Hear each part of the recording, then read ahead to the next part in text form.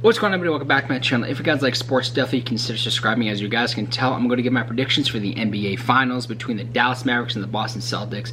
If any of you watched my playoff prediction bracket video, I had the Celtics beating the Nuggets. At least I got the Celtics right.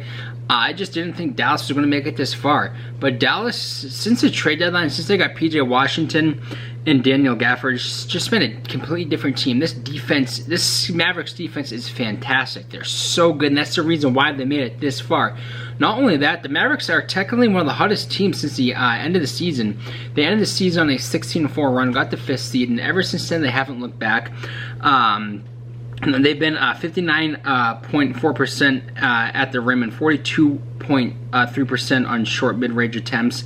They've allowed the 4th fewest points in the paint per game, 42.7 during the playoffs. The Celtics have attempted just 28.9% of their attempts at the rim and just 17.8% from the short mid-range.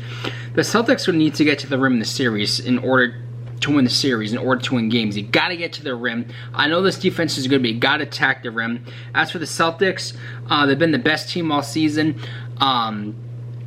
No surprise here. I know a lot of people are giving the Celtics flack. You know, they beat the Heat without Jimmy Butler. They beat the Cavs without Donovan Mitchell. Tyrese Haliburton missed the rest of the series. I know people saying, oh, the Celtics, they're beating teams that aren't healthy. You got to remember, the Celtics haven't had Kristaps Porzingis since round 1 against the Heat. And the Celtics got this far without Porzingis. I know you can say the Celtics have beat teams that aren't healthy. They're facing a very healthy Mavericks team. So the Celtics are going to have to come up and play their ass off, attack that rim. Not only that, the Celtics are 6-0 on the road, so they're good on the road and they're good at home. In turn, 3 games in the Eastern Conference Finals against the Pacers. The Pacers had a 90% chance to win a game, and the Celtics ended up coming back and winning, especially in Game 4. The Celtics came back and won that game. So it doesn't matter who's on the floor. When the Celtics are down, they come back and punch you in the mouth, and that's good for the Celtics, especially coming to the NBA Finals. No, Dallas role players are going to have to knock down shots in this series. They've been doing it most of the playoffs. And for the Celtics, I feel like have more offensive power when Porzingis is in the lineup. And if he does play the series, or I think he will, I have a feeling he'll be on the court in Game 1. Kristaps Porzingis has averaged 20.1 points and 7.2 rebounds on the floor. And even without Porzingis, the Celtics are doing good. But for the series, 2 years ago when the Celtics made the NBA Finals against the Golden State Warriors, being a Celtics fan, I picked against the Celtics. And they're my team. I should never picked against the Celtics, but I didn't like that matchup. And I'm not gonna lie, I'm worried about this matchup.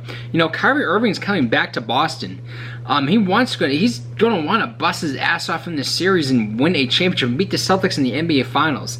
And being a Celtics fan, when they got him back in 2017, I was excited. And ever since he left the Celtics for the Nets, he's been 0-10 against the Celtics. So he wants to win the series. He wants to go out there, and you can't sleep on this Mavericks team. This defense has been incredible, and this defense can definitely shut down the Celtics offense in this series. They've shown in all playoffs. And you can't sleep on Luka. Luka is one of the best players in the world. He's just a top tier. Kyrie Irving's still a hell of a player, as much as I don't like him. But for the series, I got to go with the Celtics in this one. I don't want to pick against them again. I see this going the distance. I see it going 7 games. I got the Celtics winning, and for MVP, it's going to be I gotta go with Jayson Tatum, but Jayson Tatum's going to have to show up, because against the Warriors 2 years ago, some of the games he was nowhere to be found. So I got MVP for Finals MVP being Jayson Tatum, but again, you cannot sleep on this Mavericks defense. This defense is just something else. What they've been able to do all playoffs with this defense is crazy. But I got the Celtics winning this one in 7.